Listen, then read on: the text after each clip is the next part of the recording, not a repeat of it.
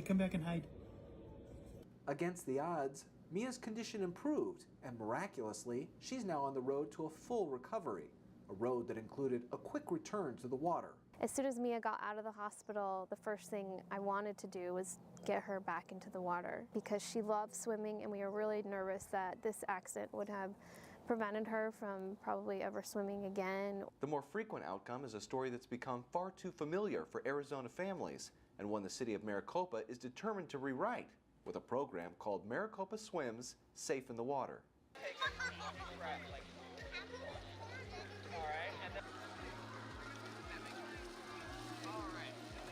The Maricopa Swim Safe in the Water program is designed for kids, and essentially the purpose of that is to start teaching kids at an early age how to be able to assist themselves in the instance that they fall into the water. Suspended during the pandemic, the program is now making a comeback.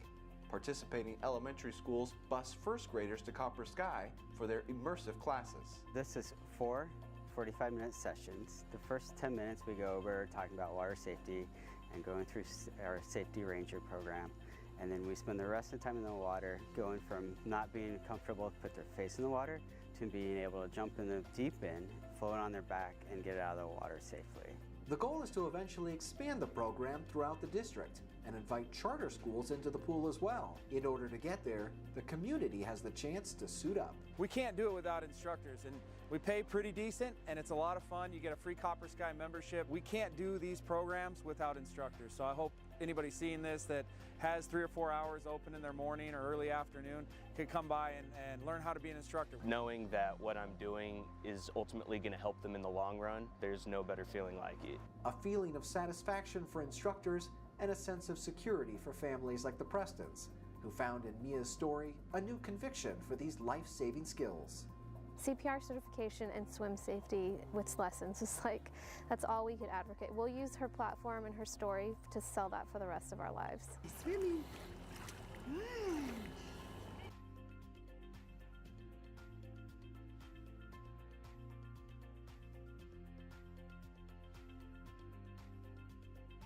In case you pull something. Hold on! Go. Hey Maricopa, it's me, Sergeant Hal Cruiser. I'm here with my friends here at the police department. We've got a brand new tool that's going to help our officers out on the street and keep everybody safe. It's called a bolo wrap.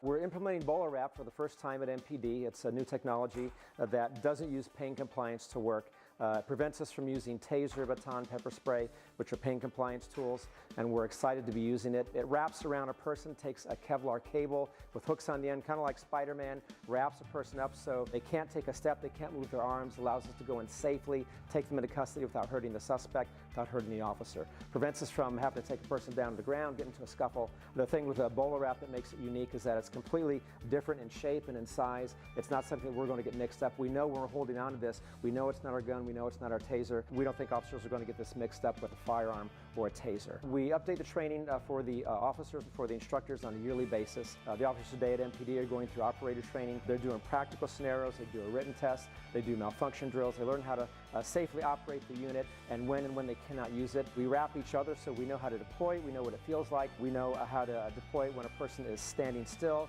when they're walking. So we think that the officers are well trained and well equipped to go out and use this with confidence to safely take care of our public.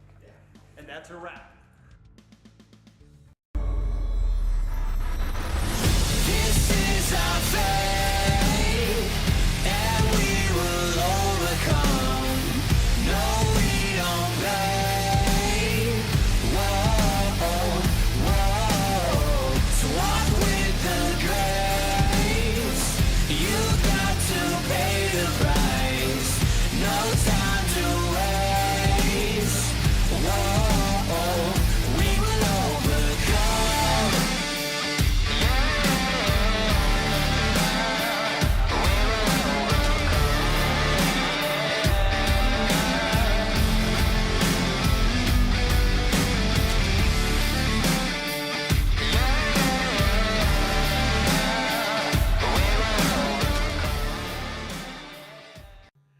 Nathan Oliet, Community Services Director for the City of Maricopa, and I'm here today at the first ever in the state of Arizona fitness court that was really brought to you in part, largely in part, by Global Water through one of their sponsorships. And we're just here today to talk about what an incredible thing it was that Global Water decided to do 3 years ago. It's through sponsorships, especially with Global Water and their significant contribution, that we're able to really expand on the entertainment side of things and also on activities that are available. We've expanded from 3 signature events to 5. We added the Copa Glow, which is the hot air balloon festival. And also, we have an event that is coming up in just a few weeks, our multicultural event. And for example, we are able, based upon the generosity of Global Water and their sponsorship, we're able to bring in some entertainment acts. We've got Polynesian dancers lined up. We're working on some Congo and steel drum performances. So it's those types of things that those extra dollars help to not only expand the events, but bring more events and bring entertainment to those events. We are the first city to have a recreational esports program. We won the 2020 Arizona Parks and Recs Association Award for Best Sports Program. Global Water's contribution to give us the funds to start this program, which we have over 400 unique players that have enrolled in the program so far. It also allowed us to switch to an online platform once the pandemic hit. So we were able, about 120 people signed up online, and they were able to participate in our online programming, and it was awesome. If there was a timing to prove the value of this program and the versatility, it was then. The pandemic hits, the coaches already were like, let's just switch it online. Within the next weekend, everybody else was locking down. We had 22 people in our tournament. It's a way for kids that are good at video games to be competitive at something they're good at, to meet friends with the same interest. I mean, I didn't meet any friends that play video games, but now you can, and you can build those lasting relationships thanks to a program like this. Rec in the Greenbelt is a Parks and Recreation trailer on wheels. Has an esports component, but also has a bunch of different Parks and Recreation games, up from Connect 4 to Frisbee toss. We have golf. We just have a bunch of different things offered in that. I do believe Rec in the Greenbelt did a great job connecting the community. We not only provided it here, but we connected with Maricopa Unified School District and our charters by providing this trailer at their schools and interacting with their students as well. Ever since we started the program about 2 years ago, I would have to say we had about 1,000 plus participants participate. Global Water was a huge contribution to UT and enrichment programs, and they helped us out a lot. Maricopa's Safe in the Swim program provided free swim lessons for 197 kids. And what was cool about this program, as we tracked the progress, we realized about 90% of them did not know how to swim, and the time they were done, they were safer in the water. They can float, they can do some swimming.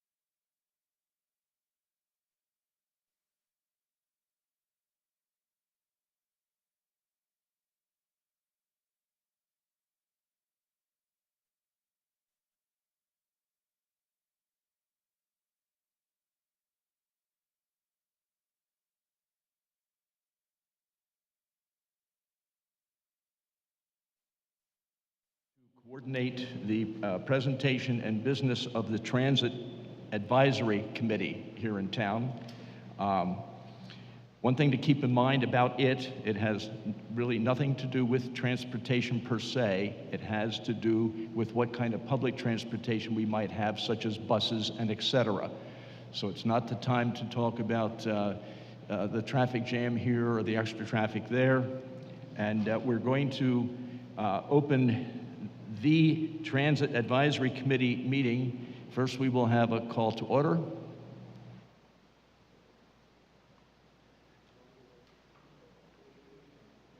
I'm sorry, let me back up. I'm looking at two different agendas here, and the one agenda does not have invocation or Pledge of Allegiance, and we are going to start with the pledge and the invocation. Invocation is going to be given by Commissioner Irving, and the Pledge of Allegiance by Commissioner Hughes. All rise, please.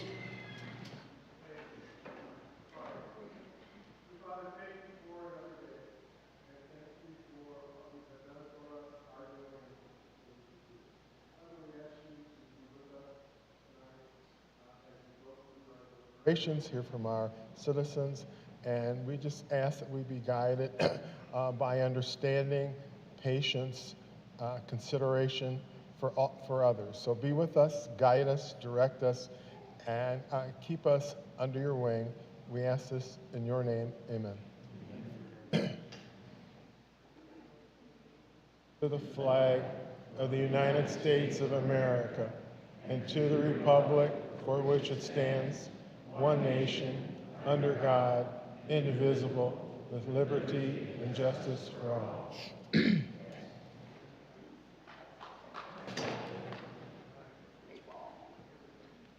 May we have a roll call, please? Commissioner Juarez, Commissioner Singleton. Here. Here. Vice Chair Robertson. Chair Yocum. Here. Commissioner Irving. Here. Commissioner LaFalle. Here. Commissioner Hughes. Here. Chair Yocum, we have a quorum. Thank you. Next item would be minutes, but I don't think we have any minutes, if I'm okay. Item 3.1 on our agenda, MIN 23-24, approval of the minutes. Well, we can go by that. Next, call to the public. Mr. Chair, there are minutes. Pardon? There are minutes that need to be approved. We are all well aware that this is the first meeting of Oh, yes, okay. you all, but the minutes were certified by Tony Flood because she was at the last TAC meeting. Mr. Chairman, I move we approve the minutes as submitted for the... Motion has been made by Commissioner Irving. Do we have a second? Second. Discussion? Not all in favor? Aye. Opposed? Motion carries. Call to the public.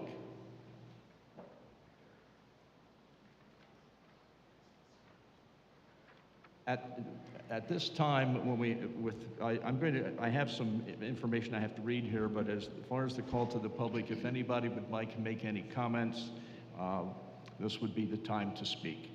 The procedures to follow if you address the committee are, the committee requests that you express your ideas in 5 minutes or less, and we're going to make that 3 minutes, considering how many people we have here tonight. Refraining from personal attacks or derogatory comments about any city employee, a fellow citizen, or anyone else, whether in the audience or not. The committee chair will limit discussion whenever he or she deems such an action is appropriate to the proper conduct of the meeting.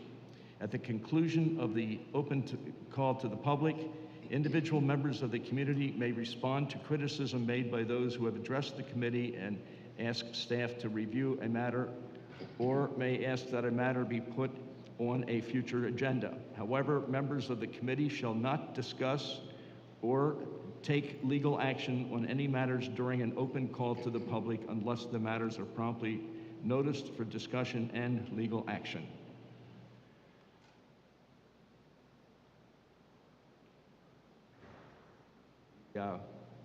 First agenda item. I'm sorry. We're in the call to the public. Well, no, this is later. This is for Home Depot. Is there anyone who would like to make any comments on this subject? So having opened the call to the public and seeing no one wanting to speak, I'm going to close the call to the public. Next, agenda items. Items on the agenda are open for citizen input. Please fill out a card and present it to the committee. I have one. I do. Okay. Next, 5.1, TRA 23-01. The committee shall hear an update on the Maricopa Express Transit, which is MET, discussion only. Hello, I'm Tony Flood, the Transit Supervisor. I just have a quick update for you. Maybe. So I wanted to give you some numbers, whoops, so sorry, on the ridership for the last 12 months for the bus and the dial-a-ride combined. We had 12,584 riders. A couple of you had asked me about the senior center, so I wanted to dig into that a little bit. So in April, for the dial-a-ride, we had 79 one-way trips to or from the senior center. In May, we had 80. I did not include the fixed route count in this number because there are children that get on and off at that stop not going to the senior center, so I thought the dial-a-ride would be a more accurate number. I wanted to share with you an example of the schedule. So this is, I have 2 sheets per day. One is before lunch, one is after lunch. This is the morning schedule. We book every 15 minutes.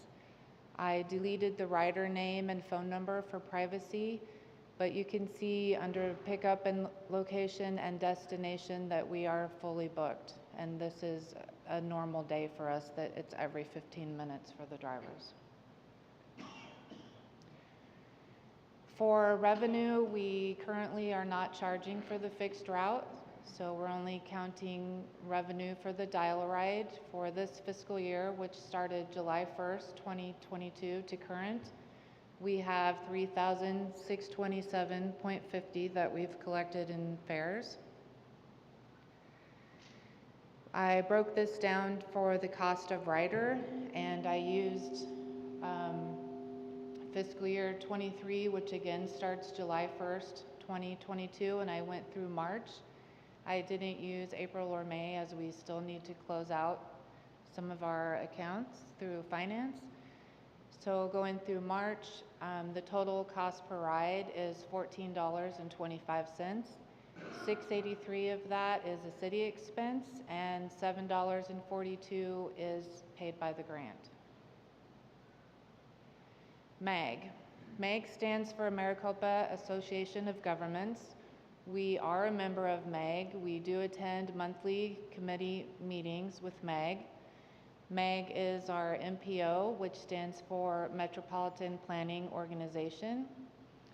We are waiting for approval on a transit plan study. It's an extensive study. It takes 6 to 9 months to complete once it's approved, and this will be done by MAG. Items in the works. We are receiving 2 new transit vans. This was from the 5339 grant, which is 85% grant funded and 15% city funded. These vans are similar to the new Amazon vans you might see. They're taller, more streamlined. It's a smoother ride, easier for the driver to handle, and better fuel economy. Here's a picture of the vans. Policies. We're currently working on updating driver policies and procedures. We're updating rider policies and procedures. The city management will need to approve these, and then TAC will need to approve them once the city management has approved. The next grant is the 5307. We have moved up from the 5311 due to our size and population, so we have a lot of upcoming training for that, and we also have an upcoming ADOT audit. Fare and route updates. We're reviewing taking off the cobblestone stop north of the 238, and we're also reviewing deleting the last route of the day. City management will need to approve these, and then the TAC will need to approve them after city management has approved them. That concludes my update. Do you have any comments or questions? Any comments or questions from the commissioners? Vice Chair Robertson? It's new territory for us, so thank you for being patient with us. Yes, there's a lot of information. For being patient with us. You mentioned a transportation study. What's the purpose and scope of that? And how often is that done, and what do we get out of it? I think our last one was done in 2018. It is huge. It involves surveys. It will tell us where the population lives that needs to have a stop, where we need to go, how much we should charge, all kinds of information. It's done in cooperation with MAG, you said? Yes. Okay. And what would an ADOT audit be? I believe the ADOT audit is auditing the 5311 grant. So that would be all the numbers that we submit for reimbursement every month. They would be going over all of that. It's a funding audit for... Yes. Okay. Very good, thank you. Sure. Yes, Commissioner Irving? Yeah, thank you for that information, especially in the seniors. What's the length of the grant, and is it renewable, or will the city have to pick up? We are currently on a 2-year grant, Okay. which the second year ends at the end of September. Okay. So our population is too high to keep going on this grant, so we are going up to the next grant, which is the 5307, and I believe that is yearly. I'm not exactly sure. We haven't started our training yet. But it will be renewable once we move? Okay. Yes. Yes. On the, just for clarification, we are currently under the 5307 grant, but are upgrading to the 5311, or is it the reverse? Opposite. We're currently on the 5311. This is what the city has been on the entire time, and now our population is over 50,000, so we're required to move up to the 5307. Okay, thank you for that. And then the study that took place, is that the reason why cobblestone is being deleted and the last route is being, well, the recommendation for the deletions of those 2 stops? So we haven't started the study yet, but that will be something that they go over. The reasoning for this at the cobblestone stop is we have an average of 8 or 9 people per month at that stop. It's the only stop north of the 238. It would make it a little cleaner square if we took that off. And it's so hard to cross from Native over to Cobblestone. The traffic is really bad. Today there was an accident in the back of Barrows, so it was hard to even cross to get in there at all.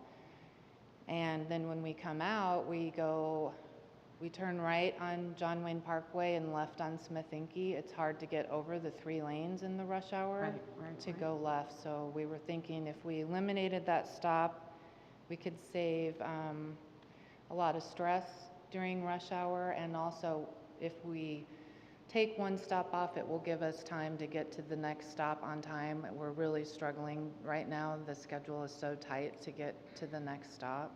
So if we eliminate one, it may help us with better times. Would there be an alternative for the passengers who typically, would they go to So we do have Rancho? a stop at Bashas, so they could walk over there, but they could also still use the dial-a-ride. Okay, and then is Tortosa in the consideration for adding the stop? So we do go to Tortosa now with the dial-a-ride, and we would have to wait and see what the study would show for Tortosa, but I imagine it would be. Okay, and I meant for the designated stops. Okay, perfect, thank you. Sure. Thank you, Commissioner LaFalle. I do have just a question. I think you had said your survey was done in 2018, and you talked about a study being done.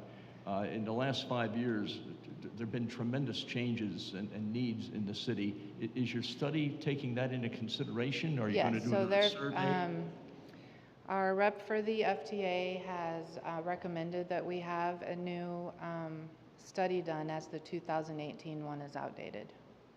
Our population has grown so much that they're suggesting it be reviewed. Okay, thank you. Anything further from the commissioners? Not, this was discussion only. We don't need a vote. Ready to adjourn? I think you could, Mr. Chair, you can entertain a motion to adjourn. Okay. Okay, Commissioner LaFawn has made a motion that we adjourn. Second? Second. Thank you. All in favor? Aye. Opposed? Motion carries. Now we can move on to the Planning and Zoning Commission meeting itself. Do we need to do a call to the call to order, please? Well, Chairman, we'll want to start with a roll call and then move to the call to public. Okay. Roll call. Commissioner Juarez. Commissioner Singleton. Here. Vice Chair Robertson. Chair Yocum. Here. Commissioner Irving. Here. Commissioner LaFawn. Here. Commissioner Hughes. Here. Chair Yocum, we have a quorum. Okay, thank you. Is it necessary for us to have an invocation and pledge of allegiance? No. Okay. Let's move to the call to the public. If you wish to speak, please complete a speaker card and submit it to the chairman prior to the start of the meeting. The procedures to follow if you address the commission are: Commission requests that you express your ideas in 3 minutes or less and refrain from any personal attacks or derogatory statements about any city employee, a fellow citizen, or anyone else, whether in the audience or not. The chairman will limit discussion whenever he deems such an action appropriate to the proper conduct of the meeting. Next item are the minutes. Why? You have to. Oh yeah, I'm sorry. Let's go back to the call to the public. Is there anybody who would like to speak about anything other than the items on the agenda? What we'll do, we'll let you talk at the time that that item on the agenda is discussed, okay? Okay, seeing nobody wanting to come up, we're going to close the call to the public. Now we'll go to the minutes. Do I have a motion to accept the minutes as presented? Motion to approve. Second. Second. Any further discussion? If not, all in favor? Aye. Aye. Opposed? Motion carries. Now to our regular agenda. Item 5.1, TXT 23-02, public hearing. Request by the City of Maricopa for review and approval of a proposed text amendment to the City of Maricopa zoning code, sections 18.115.120, temporary signs, discussion and action. Chair, Commissioners, I'm Wes Moss. I'm with the City of Maricopa. I'm the Civilian Services Manager, and today I'll be presenting 5.1 TXT 23-02. As text amendment, case number TXT 23-02. This is going to be section 18.115.120 for temporary signs. And details of the request, temporary signs, this amendment adds clarification on where temporary signs may be displayed and for what length of time. It defines restricted areas for sign placement, establishes criteria for maintaining a maintenance of signs for safety purposes, increases the number of off-site signage from 6 signs to 10 signs per event, and to discuss the public outreach. On November 1st, 2022, the city staff has taken this to a council work session. We discussed the changes. We've modified some of those changes and again brought it back on April 18th, 2023 for a second council work session. On here, the changes were presented. Several other small changes were made per council's request. On May 24th, 2023, public comment posting. May 30th, 2023, a public hearing posting. On May 26, 2023, a newspaper advertisement was published. And as of this evening, there has been no correspondence received by staff. Staff recommends the Planning Commission approve case TXT 23-02 as recommended in the staff report and/or as amended by the Planning and Zoning Commission. Okay. And that concludes my presentation. Thank you.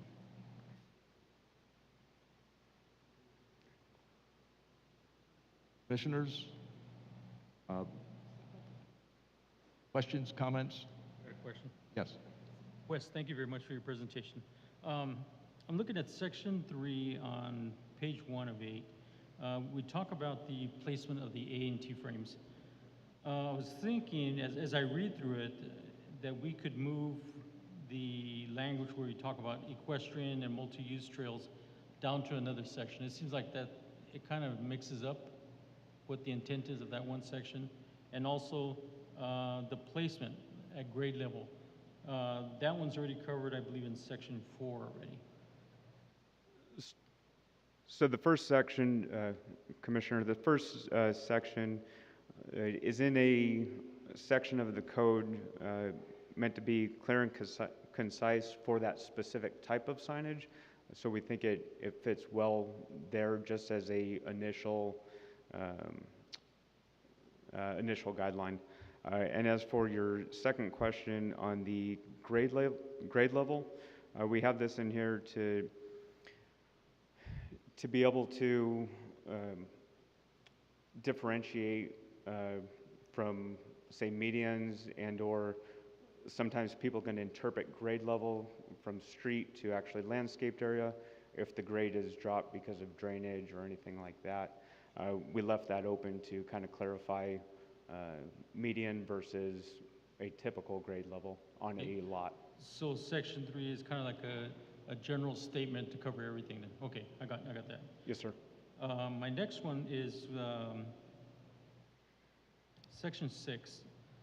The use of the term unauthorized signs. I would think it would be a better placement and use of non-compliant, because they're not compliant with the regulation that we're proposing here. And I think it flows better with the language if we use non-compliant. Absolutely. Commissioner, staff believes in this section we like the term unauthorized due to any unforeseen circumstances. If there's some sort of variance granted or some sort of other exception, we can use unauthorized as far as non-compliant. Non-compliant would essentially just cut it off and not leave any interpretation for staff. Alrighty, and I think that's it for me. Thank you, Commissioner Juarez. Any other comments, concerns? Yeah, I do. Commissioner Hughes? Thank you. In your sign regulation changes, if a sign is posted and is about freedom of speech, will that sign be taken down? Commissioner, we don't regulate signage on the content due to recent case law, specifically out of Gilbert. We regulate based on the area it's placed, zoning district, time period, all across the board. We don't actually read the content of the sign, so we don't judge based on somebody's opinion or what kind of event. So you're saying that the city of Maricopa will not be liable if they take down a sign that is freedom of speech? We cannot take down a sign just based on the content. So it would be, and that's case law through the Supreme Court. Oh, thank you. Commissioner Irving? Yeah, mine speaks a little to that same concept when you talk about flags and sign walkers. I guess my concern is unlimited ability to do that, because if there's a flag or a sign that creates, to me, a public danger, the Supreme Court does not allow that. So I guess what I'm saying, under the clear and present danger doctrine, do you have any filter at all, or anybody can put up a sign to revolt, or, I mean, yet over here you talk about unauthorized, which to me gives you authority to do something. I guess I'm just looking at, is there any kind of filter or check about what people can put up in flags or walk around with signs? Under that, we strictly base our enforcement and our regulation based on where it's placed, for how long it's placed.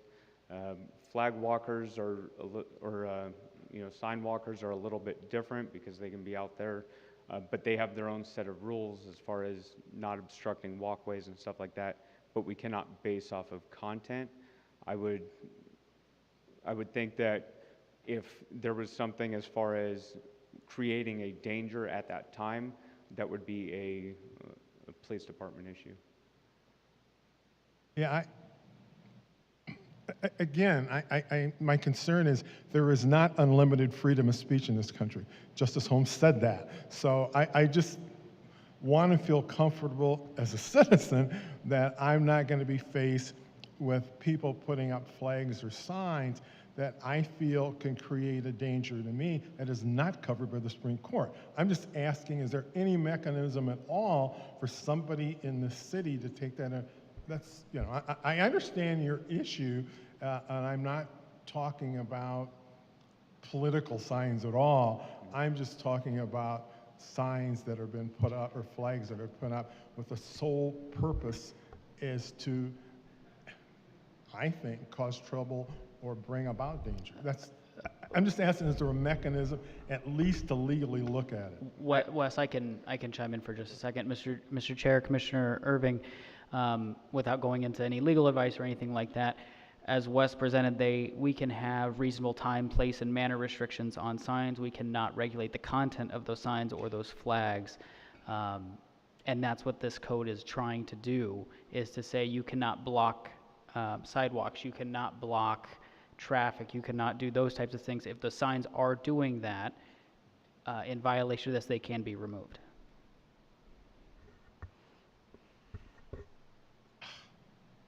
I just have problems with that, but anyway, if I saw that, I would deal with it legally myself, but that's okay. Anyway, that's fine. Anyone else? 'Cause I have a few comments. I'm sorry, Commissioner. On sign walkers, they must stand 5 feet back from the roadway. The sign, there are those times when these folks are bouncing all over the place, and they're certainly violating that particular 5-foot limit. At no time are they allowed to toss, and we see that all the time too. As far as attachments, is a flag considered an attachment? Because we see folks waving flags about when they have their sign. I've also seen, I call it a robe, that somehow unfurls 3 times its normal size during the gyrations. Also, something positive on the garage sale sign guidelines.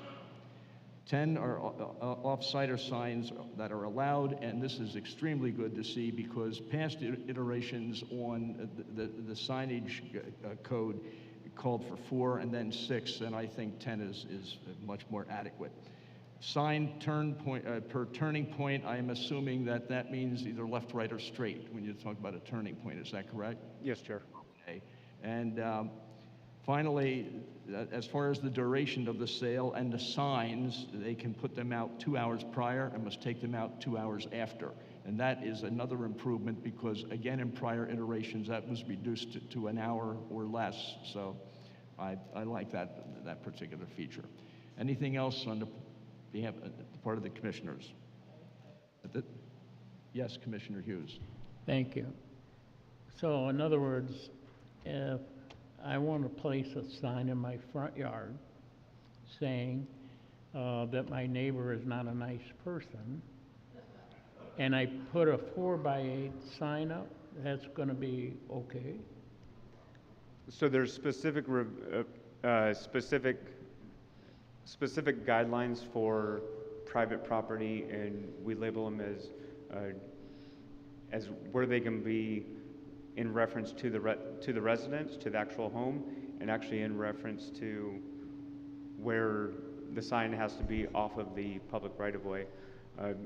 There's one that's one sign measured off the public right-of-way, and that's typically for items such as a directional sign, garage sale sign, real estate sign. And there's also a revision 5 feet from the structure that's designed for yard decorations or for your freedom of speech or whatnot. So we have those in place. We just don't regulate the content. We regulate where they're able to go. Okay. The reason I say this because I had a case one time that I got hauled into court for, and it was a 4x8 sign, which we had a sign size regulation on the books in the city. When it comes to free speech, it was thrown out of court because you can't limit the size of the sign for free speech.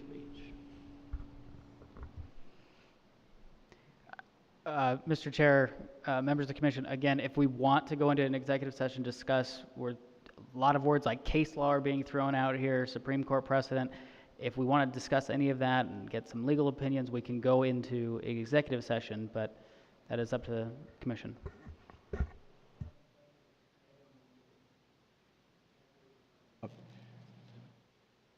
Vice Chair Robertson. Wes, I want to say I appreciate the work you guys have put. This has been in through 4 or 5 different iterations, several meetings with the public.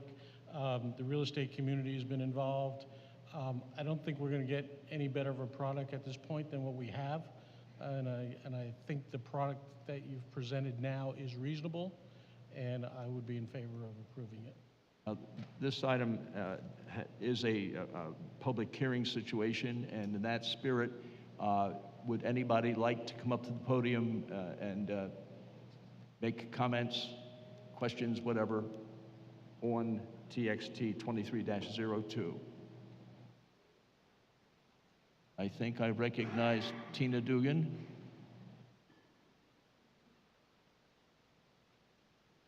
Chair Yoakum, Vice Chair Robertson, Commissioners.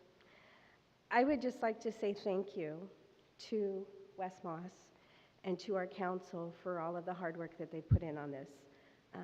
Commissioner Yoakum, you certainly touched on some of the most important ones. The number of signs we're allowed to have out, the time before and after. Just to let you know, the time in the original one that was passed this last year was from the time of the event. So we've worked great strides to come to here. And I just want to give a shout out to them and Wes for the Supreme Court decision. You all know I do a lot of research on things. And the Supreme Court decision makes it very difficult for the city in regulating it because it was very clear it had to be equal across no matter whether it's offensive or not. So they have done an amazing job with this, and I'm thankful for that. The only thing that I would like to ask for that we asked for in every meeting is better education. It was just over a year ago that I came to City Council and I said, if you're going to have a new code, you've got to educate the public. Most of the realtors here in town are well educated now, but your average citizen is not, especially on the garage sale signs and that. The other thing that we serve, the association, 6th largest association of realtors in the country, had asked for was better graphics to help illustrate. Most people do very well with photos to be able to say, oh, I see what they're talking about here, instead of understanding legalese. But other than that, again, I thank City Council, I thank our code compliance and code enforcement department, and we appreciate everything that went into this. Thank you. Any other comments, questions? And if not, Commissioner LaFalle? Staff, I've mentioned this before because we do receive several comments on better educating the community. I'd just like to know, or just for the sake of the community who's here and who's listening, what modes of communication are used to educate the community? Commissioner, great question. As far as the education, we have a few different routes. Post text amendment, when this passes, we're going to actually do when or if it passes, we're going to do a pamphlet with extra photos. We're also going to, we intend to post it on our specific page for code enforcement, hopefully along with some good illustrations as well. We did add some diagrams within the code, and additionally, code's position is education first. When we make contact with people, we really try to educate prior. Our intent is not to fine anybody, not to reprimand, is education. So our first stop, 99.9% of the times, is education.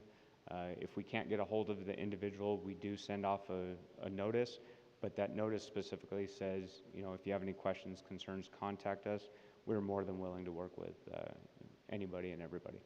I appreciate that, and I do appreciate the staff's efforts to make sure that the information is out there, but I wanted it to be spoken for anyone who's listening, to let our citizens know that the information is there. You can just call or go to the website. Thank you, staff. Absolutely. Thank you, Commissioner. Anything else? If not, may I have a motion, please? Motion to approve. Motion to approve. Second. Second. We have a motion and a second to approve. Is there any further discussion? If not, all in favor? Aye. Opposed? Motion carries. Moving along to agenda item 5.3, DRP 23-07. Planning Commission update. Derek Shearer, Planner 2, will present Major Development Review Permit case number DPR 2307 Home Depot, a request by Cassie Permitter and Lars Anderson and Associates for review of site, landscape, elevation, and utility plans for a proposed big box retail store on an approximate 11-acre parcel of land within Pinell County parcel number 510-12-019G, within the city of Maricopa, generally located at the northeast corner of North Stonegate Road and West Maricopa Casa Grande Highway, and this is for discussion only. Thank you, Chairman Yocum, Vice Chairman Robertson, members of the Commission. I'm Derek Shearer, here to present the next case. As stated, the applicant is Cassie Permenter of Lars Anderson and Associates Incorporated. The site is at the northeast to northwest corner of North Stonegate Road and West Maricopa Casa Grande Highway, as illustrated on the vicinity map there. I've sort of added a little bit to this vicinity map to give some contextualization to the area for the Commission and the public at large. The project area, highlighted in yellow there, is approximately 11 acres. And again, this is the review of the site, landscape, and elevation plans for informational purposes. The proposed project site is to be developed by a Home Depot. Access to the site is going to be full access along Stonegate Road. If you look at the site plan that's up on the screen, that would be on the right-hand side, just south of where it says Stonegate Road. North of Stonegate Road, that's the back entrance. There'd be full access there as well, but that's mostly for the loading, unloading trucks and everything like that. The Home Depot store will be approximately 108,000 square feet of retail area with an approximately 28,000 square foot garden center. There'll be approximately 4,600 square feet of parking lot display areas. These will include sheds, rental trucks, rental equipment. These will be located, if you can see on the map, they are highlighted in the sort of crisscross X'd off areas. These are typical for Home Depot stores across the country. Overall, the site is providing 545 parking spaces. 505 of these spaces will be usable. The remaining 40 spaces will be occupied by the sheds, rental equipment. Also, there will be, on occasion, a seasonal sales area. If you see on the right-hand side in the parking lot, the dashed area, approximately 6,700 square feet for seasonal sales. Those would be your Christmas tree sales, pumpkins, things of that nature. There'll be on-site and off-site perimeter landscaping, along with landscaping of the parking lot islands. Here we can see the landscape plan, which better illustrates how the site is going to be landscaped. If I can add to the Commission and the public that this is the first submittal of this proposal. The first review is still being completed by city staff.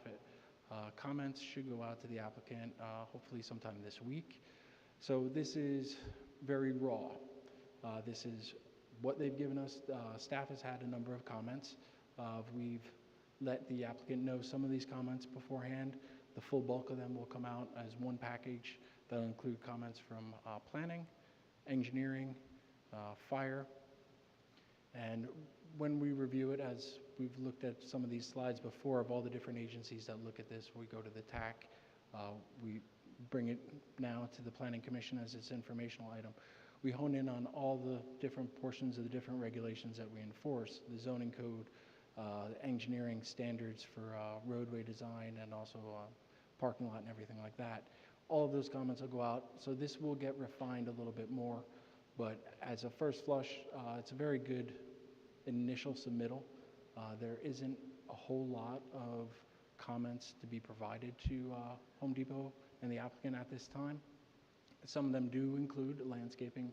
As you see here, on the bottom where they say not a part, separate submittal, in front of this site, if we go back, we have a rather large drainage channel, and going all the way down to Walmart, there is a pathway, and it's a trail that we use, and every development along this has been responsible for landscaping that area. Part of this first submittal that was not included, but that will be a part of it, including all the interior. The tree palette is pretty diverse. There are some issues with some of the trees that we are recommending not to use some Palo Verdes in non-ideal locations where they could interrupt traffic flow or be hazardous to vehicles in the vehicular use area. Moving on, here are the first rendition of the architectural elevations and renderings. After the first review, first submittal, we sat with the applicant's team, went over these elevations. There are some slight tweaks. The second submittal will see an improvement over what we see here. Those improvements include some more articulation to the rear of the building. It'll include a little bit more color contrast on the building, spruce it up a little bit. This is a new design model for Home Depot that they're pretty much rolling out for their new stores around the country, but each location has some little individuality that they add to it, which they will be doing here as well. This is a good rendition of the elevation rendering of the entrance of the store. We have a good use of materials. We have stucco, we have brick, we have glazing, we have a strong use of these metal facades all along the building, kind of bringing it all in under this new design theme that Home Depot has rolled out. Here we see the garden center. Garden center is going to be surrounded by a fence, pretty much similar to what's at the Walmart site. Here we don't see, but they'll have columns in between holding up the fencing. The fencing is going to be a metal with vinyl wrap covering with the sort of tight weave. I wouldn't say it's not chain link, but it's that tight, almost deer fence type that'll prevent any sort of theft or things getting passed through the fence. This is on the west side. This is a rental side, if you can recall from the site plan. This is where the contractors load their goods and everything under the covered porte cochere there. This is the loading area. Loading area is located at that northeast corner. Instead of flipping back to the site plan, just north of the site is what used to be called the Omni storage facility. Now it's public storage. So adjacent to this area where a lot of the noise and everything like that from loading, unloading, that'll be directed at a self-storage facility. To the west, northwest of the site is going to be more commercial development and then residential development. This site is located in a PAD that incorporates 4 retail, commercial, and residential uses. This is the first sort of development to engage that whole rest of the area, similar to, if you recall, Tractor Supply came in across from Walmart. That was the first one that'll start treading up towards the northwest. This goes over to the next block and is doing the same thing. Here we can see elevation of the opposite side. On the right-hand side, that is the contractor area, and this is the back side. There are some tweaks that are going to occur to this back side right on the corner, mimicking what's in the front, rather than having this sort of plain Jane across the back. This area would be seen from other future commercial development, so attention to detail at the architectural level is needed. And the applicant and Home Depot have responded to those comments already, and we anticipate a much more robust submittal at the next submittal. Conformance with the zoning ordinance. The overall design of the project is compatible with the commercial development of the area and this commercial corridor along Maricopa Casa Grande Highway. It's appropriate to the function of the project site, and it's going to provide connectivity with the adjacent commercial to the southeast and then going up to the northwest. The elevation and color combinations are well integrated and complementary, and the proposal is going to meet all of the requirements outlined in the planned area development and also the zoning ordinance, the areas of the zoning ordinance that get picked up that weren't included in the original PAD. For public outreach, on May 24th, notification letters were sent to property owners within 600 feet of the site. On May 25th, a sign was posted on the site for this P&Z meeting, and then today is the P&Z meeting on June 12th. Staff has received 1 email of support from the public regarding the proposal, and all the emails said, Yahoo. I think someone was pretty excited Home Depot's coming to town. And that is all I have. I'm happy to answer any questions that the commission or anyone may have.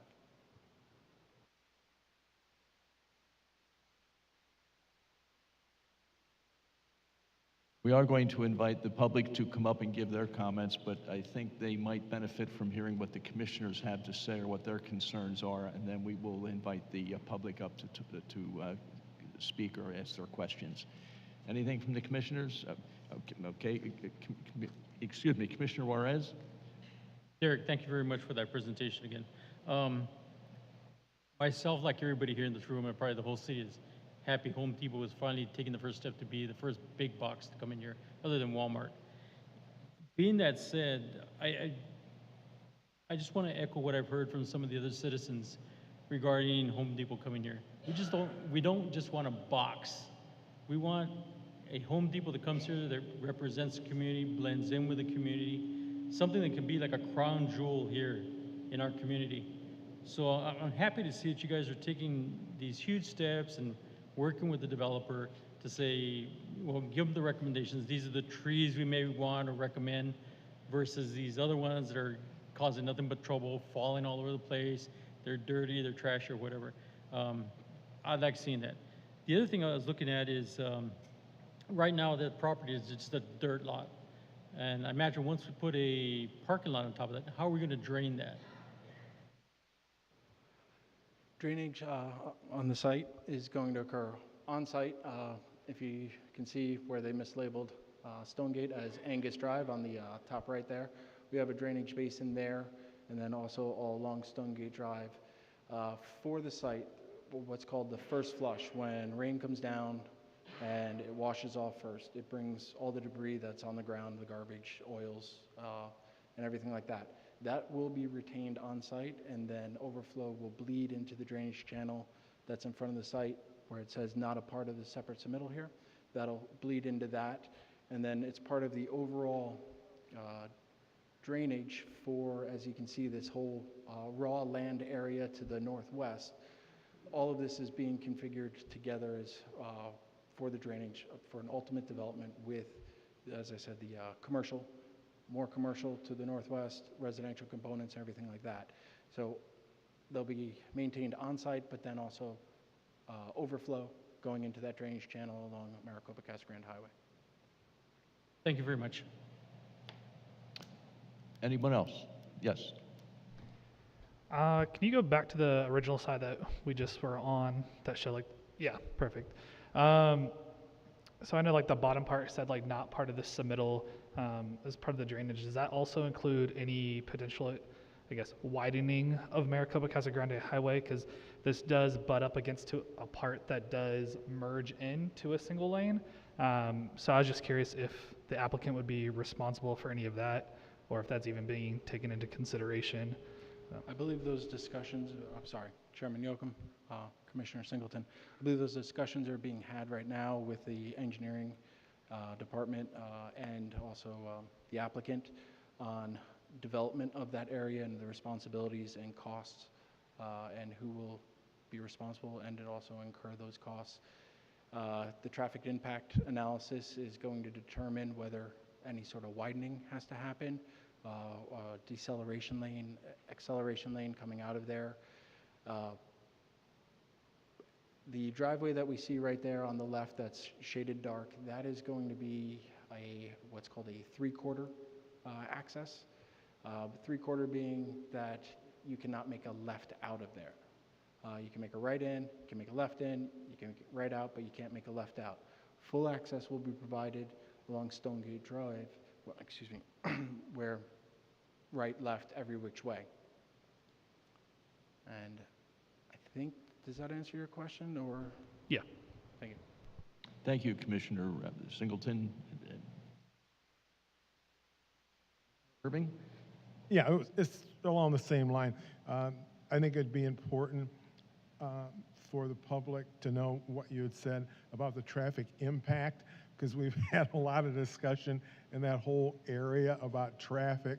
So I just, think it's important, especially to let the community know that there will be an impact study in that area, because like I said over and over and over again, just to know that will be a part of it, that the city will clearly take into consideration the traffic flow in that area. So glad to hear you, let everybody know that will happen.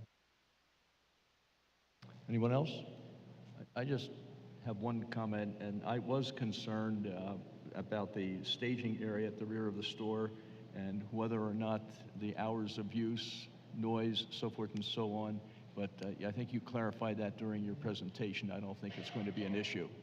Thank you for the presentation. We appreciate it. If there's nothing further from the commission, I'm going to start with hearing from the public. I do have a speaker card from David Lavis. State your name again, please, and your address. Yes, my name is David Lavis. My address is 7135 East Camelback Road, Scottsdale. Commission Chair, Vice Chair, members of the Commission, I feel compelled to just come up and tell you how grateful I am with this city. We started this process in 2005. I've worked for Home Depot now 39 years doing site development, site acquisition, entitlements throughout Arizona, Nevada, Washington, some in Southern California. It has been an absolute pleasure to deal with your staff. There has been numerous meetings to how should I say this, finite some of the things that aren't on that particular plan, but it is ongoing, and there is a real willingness of the city to work with us, and conversely with us with the city. That's all I had to say. Thank you. Anyone else? This item was brought up for discussion only, and I think we've had that discussion. So we're going to close this item. There's no vote needed. We're going to move along to 5.2 DRP 23-06, Planning Commission update. Alexander Bosworth, planner, will present major development review permit case number DRP 23-06, Carefree Covered RV Storage. A request by Carefree Covered RV Storage for review of site, landscape, photometric, and elevation plans for a new covered RV storage facility within Pinell County, parcel number 510-17-021D and 510-17-021E, generally located on the northeast corner of North Loma Road and West Estrella Parkway. And this is discussion only. Good evening, Chair Yoakum, members of the Commission. I'm Alex Bosworth, planner here with the City of Maricopa. And tonight I'm presenting the Carefree Covered RV Storage. It's located on the northeast corner of North Loma Road and West Estrella Parkway. It is within the Estrella Gym Business Park. It's approximately 10 acres in size. Surrounding the site, we have multifamily that is under construction to the north. We have the Phoenix Surf Project to the west and existing residential to the east. This proposal is for review of site, landscape, and elevation plans for a covered RV storage facility. And the site plan, as illustrated in this slide here, shows two access points. One access with a pork chop design, right in, right out, along Estrella Parkway. And we have an emergency access entry as well further on to the west. This site features 8 large storage canopies. It also features one office building, 1,500 square foot under roof, and it features several amenity areas for the clients, such as RV wash bays, a propane tank, dump stations, and other services. It also has an 8-foot DG trail connection to the southeast that will connect to the neighboring site that has already been approved, and eventually staff envisions this trail to connect up to the north to the existing residential under construction. For the elevations, as stated previously by Derek, these are the first iterations of these plans. We're still providing comments, and they're still under review. These elevations here, this is for the leasing office on the first floor, and the caretaker's quarters on the second floor. Main body made out of stucco, and they're providing wooden window shutters, posts, a variety of materials, stone veneer in the front. And the perimeter walls, as illustrated here, the perimeter walls that will be along the existing residential to the north, we're going to want those to somewhat match what they are doing in order to be more compatible with those sites. In terms of conformance with the zoning ordinance, staff is reviewing this to be conformant with the zoning that's existing on the site. Planning, engineering, fire, and GIS are all reviewing it. We provided comment to the applicant sometime last week, and it's expected that they meet all the requirements outlined in Section 18 of our code. In terms of public outreach, the neighborhood meeting notifications were sent on May 18th, and a sign was posted on site on May 23rd. We have not received any feedback from the public, or actually, correcting myself, I did receive one resident generally in favor of the project, asking for more information as he has an RV he would like to store. And that concludes my presentation, and I'll go back to the site plan here. And this is for review and comment of the commission, and I'll leave it up to the commission to discuss.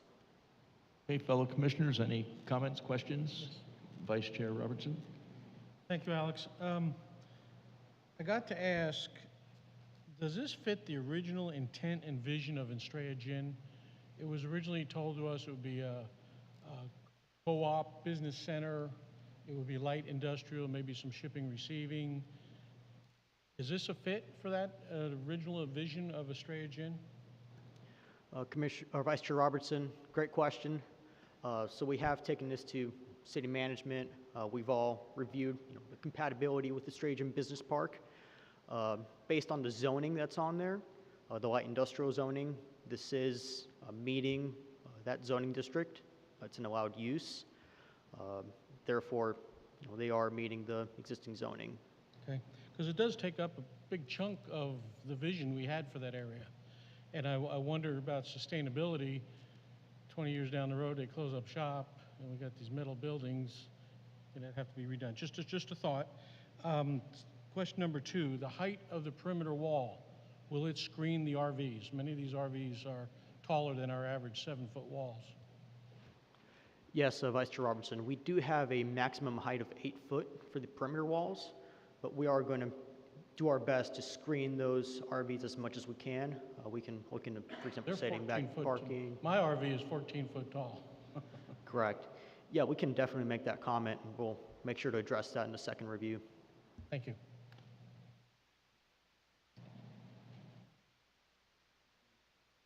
Nothing else? I just have one comment. Similar facilities from time to time, if you don't have somebody there all the time, parties do break out.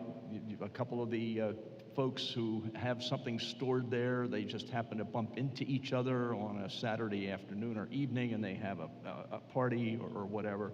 And I don't think that's going to happen here because we have a full-time manager in residence.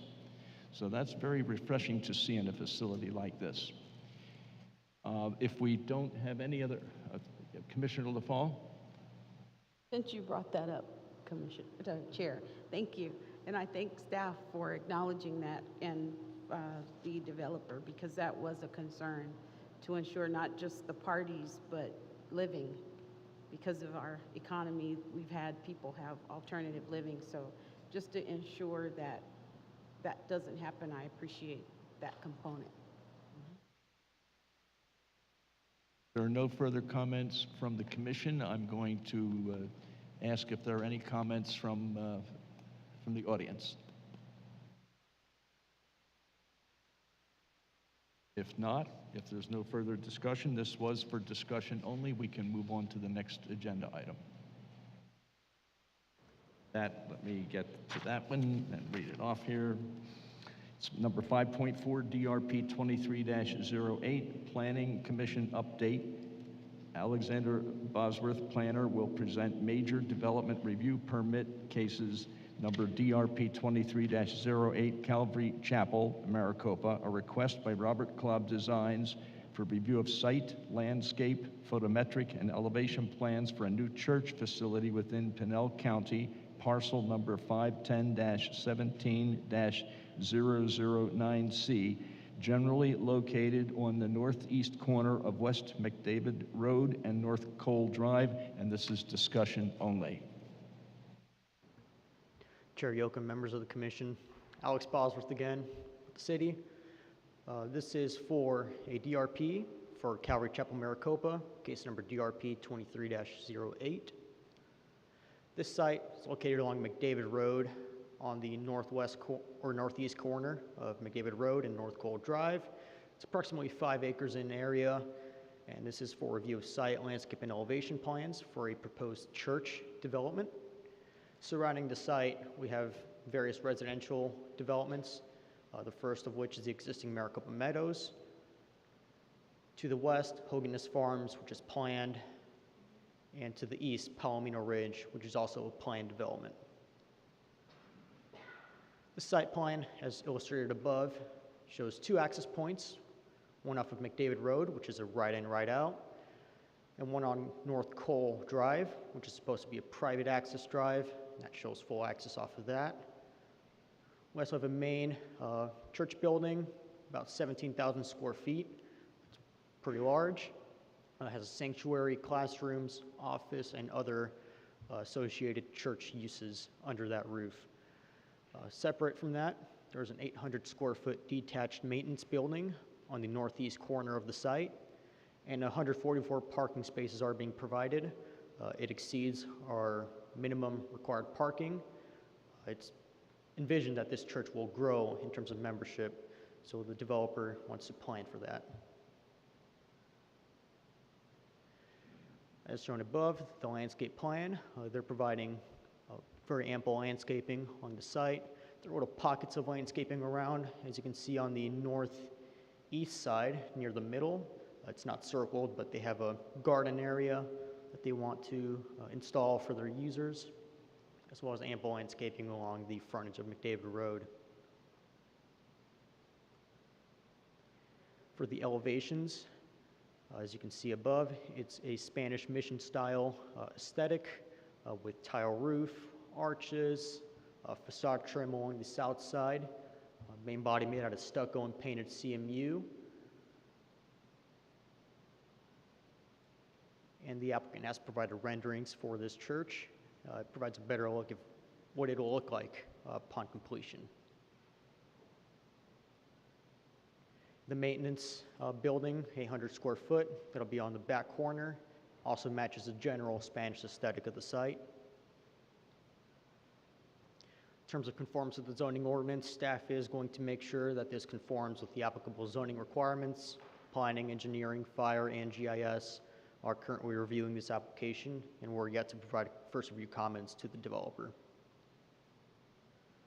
terms of public outreach, a sign was posted on May 23rd, and public meeting notification letters were sent on May 26th, satisfying the code requirements. That concludes my presentation. I'll go back to the site plan, or the landscape plan here, and I'll leave it up to the commission for discussion and further comment. Commissioners? I only have a comment. I think this is an extremely attractive elevation that's been presented to us. It's quite impressive. Do we have adequate ingress, egress? Chair Yoakum, our engineers, they're currently working on this review. We are discussing the primary access on West McDavid Road, but we don't foresee any major issues regarding ingress, egress. Okay. I don't have any further comments. Commissioners? Comments? This is discussion only. How about comments from the public? Is there anyone who would like to come up and make any comments about this particular project?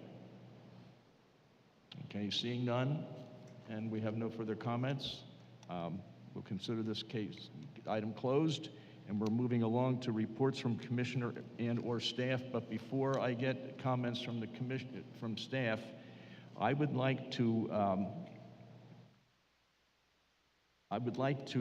ask that we cancel our next meeting of June 26th, and I would like to request that we move it to June 29th.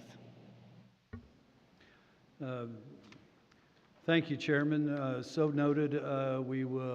Staff will effectively cancel the June 26th Planning Commission meeting, and we'll call a special Planning Commission meeting on June 29th, 2023. Okay. Thank you all for participating in that. Following along with that, I just wanted to bring up two things. One, the registration will be opening very soon for the 2023 Planning Association, our state conference. It's being held at the Wigwam in Litchfield Park this year. I will be sending out emails shortly with the different seminars, the events that can be attended. It's a Thursday, Friday, Saturday. It's September 9th, I believe it is. 8th is when it actually starts. I just wanted to plant the seed, because as soon as the early bird registration opens up, I'll be reaching out to each and every one of y'all. We encourage our participation. I've been in contact with the city clerk and our legal representative, just talking about how we get around possible quorum issues with going there. We're looking at possibly putting together the big city van and heading back and forth. We'll have several staff going daily as well. It's a wonderful location, it's a wonderful event, it's a wealth of information, and I would encourage y'all all to participate to the best of your ability with that. And so look forward soon to registration information coming. On a final note, I just wanted to take a moment and thank each and every one of you. We had our first TAC meeting tonight. You know, we've been doing this, we've been in this routine now for, you know, almost 2 years that I've been here now, and we threw a monkey wrench right into the middle of it. Chairman Yoakum, excellent job moving it right on through, and I thought Commissioners, spot on discussion. So much appreciated. Thank you very much. And Chairman, that concludes my report from staff this evening. Thank you. I think we have no need for an executive session. That having been said, do I have a motion to adjourn? Have a motion? Second. All in favor? Aye. We are adjourned.